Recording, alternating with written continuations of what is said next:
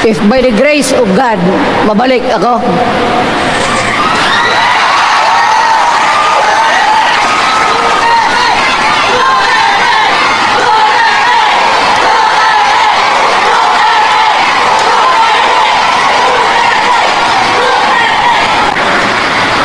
putang ina kung mabalik ako, arestuhin ko kayo lahat for the swindling of the Filipino people. Bongbong bangag yan.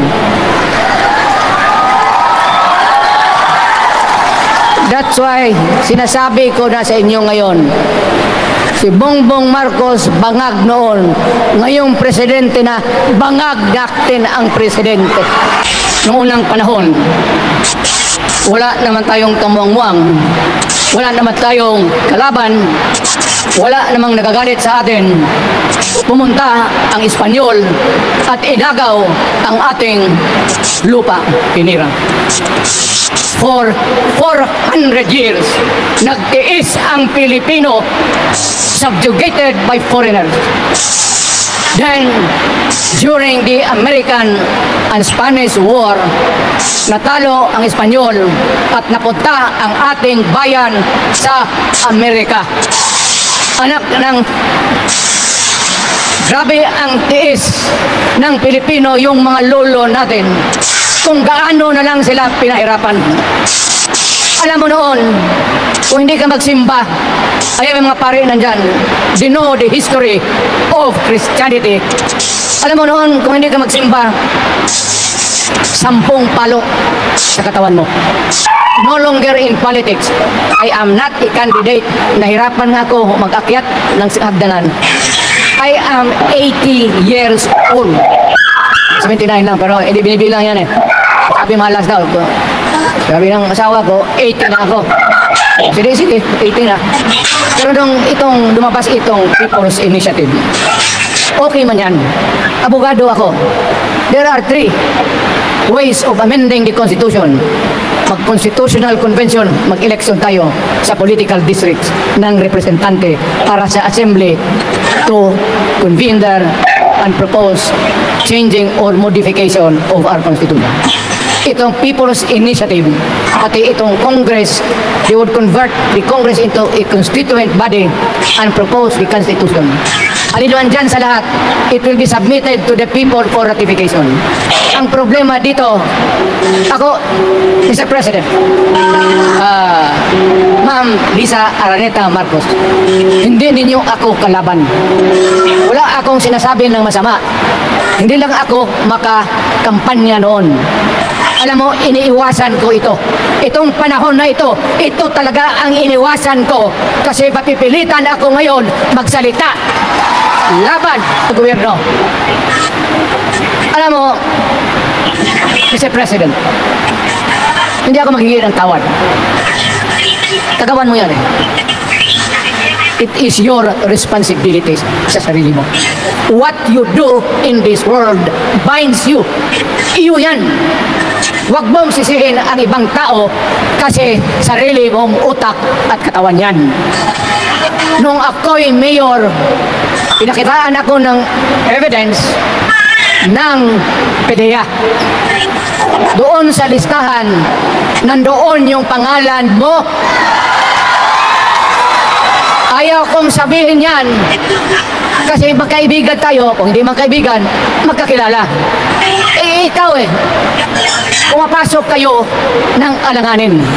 Mr. President, baka susunod ka sa dinaanan ng tatay mo.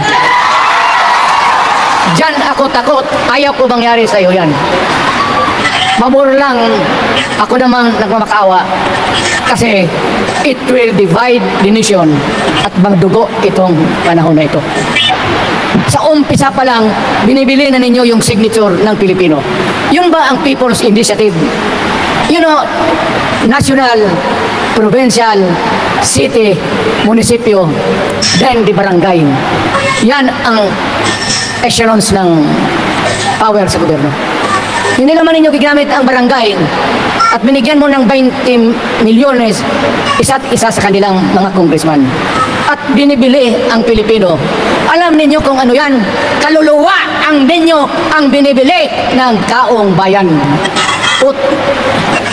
Hindi ako mapayag ng ganun. Nakapag-aral ako, hindi naman ako ignorante. Bakit ka mag-people's change? Ang malas ng Pilipinas, every president, almost all, pag naupo na dyan sa Malacanang, walang ginagawa kung mag-isip ang mga putang ina kung paano pahabain ang termino nila. That's the problem. Bakit ganon kayo? Ang demokrasya, may eleksyon. Para naman, tignan ninyo, Presidente Osmeña Bisaya. Ang napaalala ko ba, Garcia, Bisaya. Then Magsaysay, Ilocano. Then si Quirino, Ilocano. Ganun dapat, ang eleksyon is a cleansing process. Gumagalaw yan, huwag mong tigilan. Ngayon, kung ikaw nandyan, naupo ka, you stop the process of governance, hintuin mo, kasi pahabain mo ang termo. Gusto mo, sabi ko nga sa iyo, Mr. President, kaibigan kita, Bingo. Pag pinilit mo ito, lalabas ka ng Malacanang, kagaya noong panahon na pinalayas kayo. Alam ninyo, kung hindi na talaga ito mapigilan, nandyan ang military pati pulis, makinig kayo. Pag-aralan ninyo kung ano yung pinapakain nila sa taong bayan. At pagka nakita ninyo kung ano ang mali, you correct it. Nasa inyong kamay na yan. Ganito yung plano. Presidential, tapos parliament. Ang presidential, lahat kayo, ako, ikaw, lahat, hanggang doon, nagboboto, direct vote to elect a president. Itong parliament, prime minister lang ang magboto, yung mga assembly who are the congressmen now. Utang ina ninyo, wala akong tiwala sa inyo. Wala kayong prinsipyo, bukang pera kayo lahat. Yan ang totoo. Kaya gusto ko, pag nagka-letse-letse nga, pumasok ang military, palitan ninyo lahat. Arestuhin ninyo kasi nagsasayang ng pera at yung ginagastos nila is a fraud. Swindling ang ginawa nila. You must account for the wasted money, for the money that you bought the signature of a Filipino. Bribery.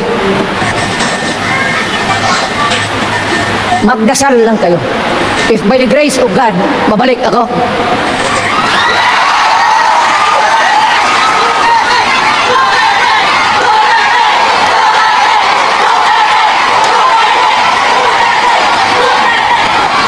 Milagro lang naman yan, hindi ba yung totoo? Utang ina kung mabalik ako, arestuhin ko kayo lahat for the swindling of the Filipino people. You committed fraud. Pinagsayangan ninyo ang pera namin. People's Initiative does not involve buying the vote or the signature.